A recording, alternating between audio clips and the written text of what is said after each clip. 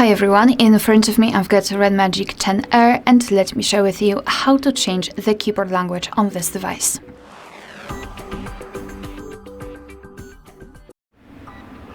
So let's start with opening the app which will provide you with the keyboard. So for example, messages, notes, browser, the settings, whatever, just have the keyboard on the screen. And now we have to take a look at this option bar at the top. And here we've got the settings icon. So let's tap on this gear icon and then tap on languages at the top. Now we have to tap on Add Keyboard and we've been transferred to the full list of available keyboards, available languages from which we can choose. So you can scroll and change search for it, or simply tap on Search Language and then enter the name of the language you'd like to use.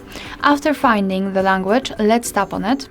And here we can choose the keyboard layout. So just mark the option you'd like to use. I'll pick the Saraki one and tap on Done.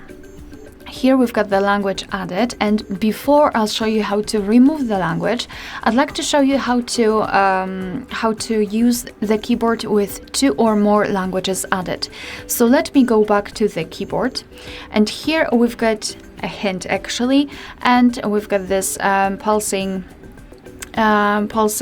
circle around the globe icon or the language key, thanks to which we will be able to change the keyboard language.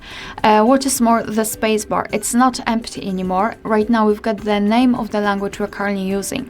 So here we can type in English, and after tapping on this globe icon, we can switch to the Arabic one. And again English. So this is how to add the keyboard. And to remove the previous one or any language you'd like to delete, simply enter the settings again, so the gear icon, tap on the languages, and here in this step you have to tap on this edit icon in the right upper corner. Now mark the language you'd like to delete and tap on the trash bin icon, and we've got only one language applied. Alright, so that will be all. Thank you so much for watching. Please hit the subscribe button and leave the thumbs up.